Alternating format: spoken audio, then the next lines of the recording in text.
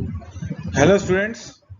अभी जो हमारा करंट टॉपिक चल रहा था that is your relationship between your various devices connected in network. इसमें हम एक पार्ट कर चुके हैं विच is your line configuration.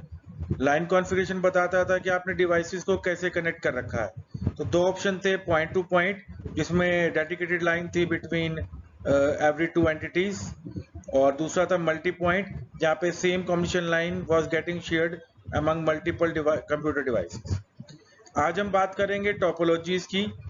Topologies होता है कि कैसे आपने नेटवर्क को लेआउट कर रखा है, कैसे उन डिफरेंट डिवाइसेस को आपने आपस में कनेक्ट इंटरकनेक्ट कर रखा है। तो इसमें हम वेरियस टोपोलॉजीज पढ़ेंगे जिसमें आती है मैश, स्टार, ट्री, बस एंड रिंग। तो एक एक करके इसके बारे में बात करेंगे। तो पहले बात करते हैं मैश टोपोलॉजी के। तो जैसे आप डायग्राम में देख पा रहे होंगे, देयर आर 5 सिस्टम्स जिनको हमने नेटवर्किंग में करना है। तो मैश टोपोलॉजी क्या कहते हैं कि आप हर स्टेशन को हर एक स्टेशन से एक डेडिकेटेड लाइन से कनेक्ट करो। तो लाइक आप देख पा रहे हैं, कोई भी आप एक स्टेशन देख लो, उसका एक कम्युनिकेशन लाइन अटैच्ड है विद एवरी अदर स्टेशन। तो सपोज मैं किसी एक स्टेशन को ए बोल दूं तो वो बी से भी कनेक्ट है, सी से भी कनेक्ट है, डी से भी कनेक्ट है और ई से भी कनेक्ट है। तो आपको नंबर ऑफ कम्युनिकेशन लाइंस कितनी चाहिए होंगी? That will be n into n minus 1 over 2 where n is your number of station. तो आपके पास 5 डिवाइसेस हैं, तो number of wires required will be 5 into 5 minus 1 over 2। तो 5 into 4 20 divided by 2 is 10। तो it will require 10 separate wires. इसके advantages की भी बात करूं तो जैसे आप डायग्राम में देखा था आपने कि हर डिवाइस हर किसी से कनेक्ट है। इसका मतलब अगर स्टेशन ए ने बी से डाटा भेजना हो तो किस कम्युनिकेशन लाइन पे भेजेगा? जो कनेक्ट कर रहा है ए और बी को। वो लाइन कभी भी बिजी नहीं होगी क्योंकि इस पर तो सिर्फ ए और बी का ही डाटा जाएगा। तो कम्युनिकेशन जब भी हम कर रहे हैं कभी भी हमको ट्रैफिक प्रॉब्लम नहीं आएगी। ठीक है, अगर कोई एक कम्युनिकेशन लाइन फेल हो जाती है तो हमारे पास ऑल्टरनेट पाथ है। ठीक है, आपकी ए ने बी से कम्युनिकेट करना है, ए और बी के बीच में जो कम्युनिकेशन लाइन थी वो फेल हो गई।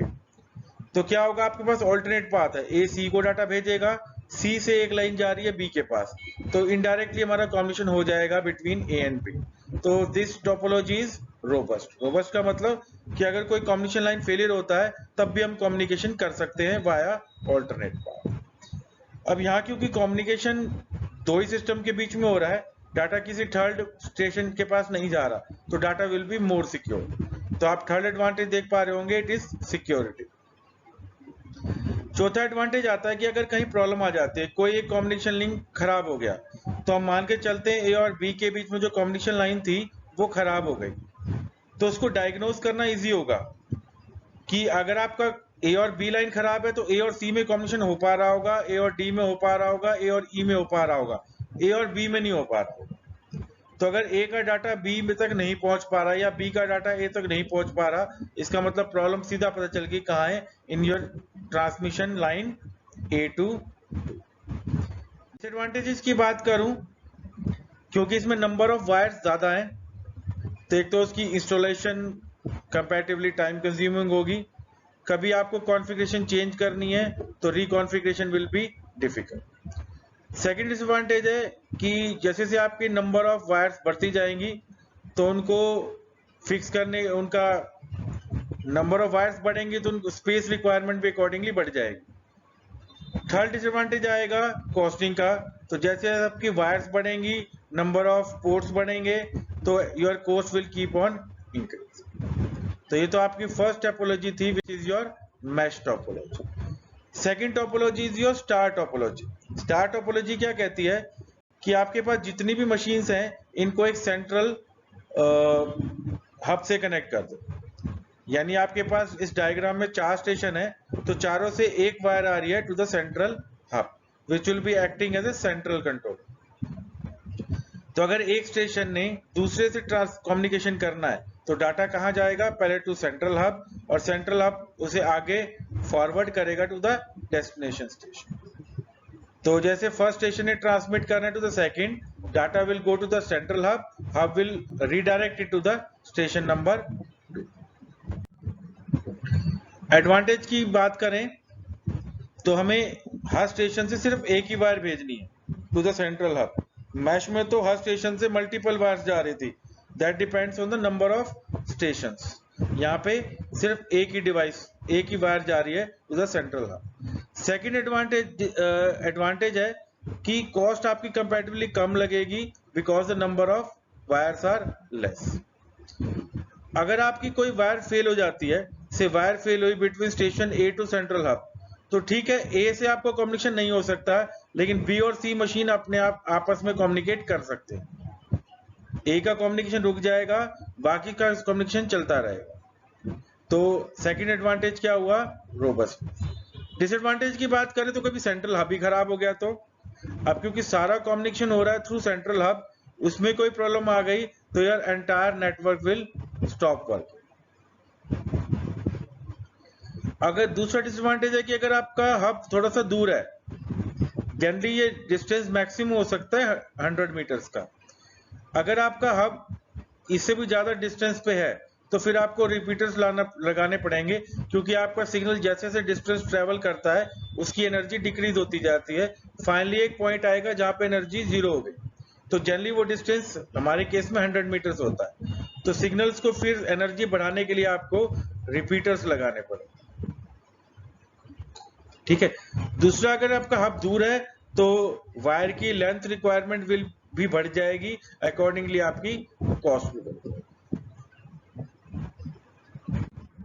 थर्ड टोपोलॉजी आती है आपकी ट्री टोपोलॉजी, कि अभी हमने स्टार में बात करी कि अगर आपका हब डिस्टेंस पे है तो हमें काफी लंबी लंबी वायर्स बिछानी पड़ेंगी, length of wire will be increase, accordingly cost will increase.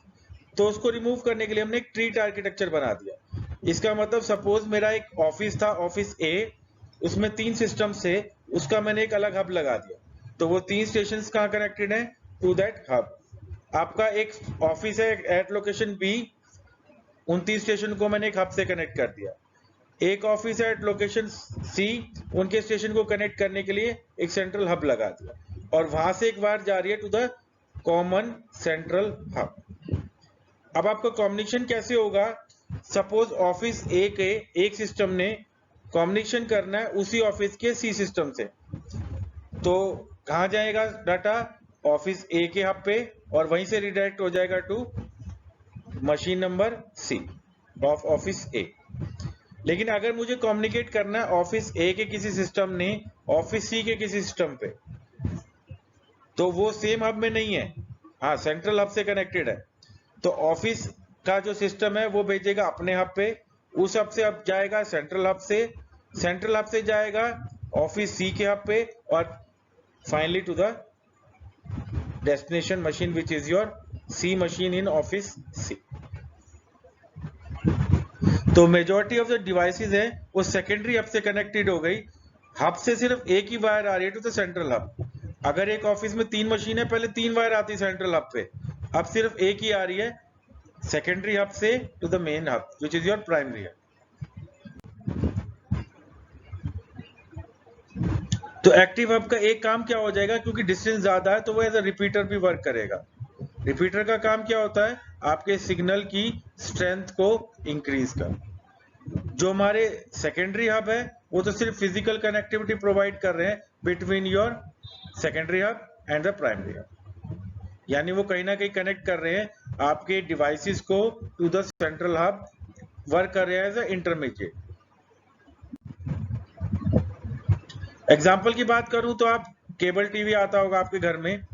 अब अगर आपका घर केबल वेंडर की जो भी ऑफिस है उससे ज्यादा दूर है, तो वो बीच में एम्पलीफायर लगाता है। एम्पलीफायर का काम क्या होता है? सिग्नल की स्ट्रेंथ को इंक्रीज करना, और उस एम्पलीफायर से वो आसपास के घरों में वायर दे देता है, और फिर उस एम्पलीफायर से एक वायर जा रही होती है अगले एम्पलीफायर पे, वो स्ट्रेंथ इंक्रीज करके आसपास के घरों में वहां से लाइन चली जाती है।